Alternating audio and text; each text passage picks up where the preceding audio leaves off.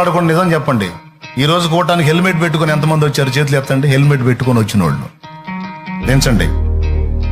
అబద్ధాలు ఆడకుండా నిజం చెప్పండి, నేను హెల్మెట్ పెట్టుకోకుండా వచ్చాను అన్న వాళ్ళు చేతులు ఎత్తండి. వీళ్ళని ఏ లెక్కల్లో చేరుద్దాం? ఏ లెక్కలో చేరుద్దాం? బుద్ధిహీనత కాదా అది? నేను చెప్పలా, ప్రసంగి చెప్పాడు చూడు. ప్రతిదీ నేను నా మాట అనుకునేరాయో బైబిల్లోది చూడు.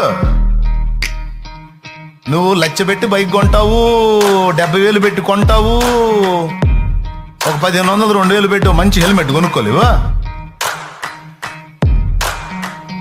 చదువు ప్రసంగి గ్రంథము 7వ అధ్యాయం 17వ వచనం చూడు.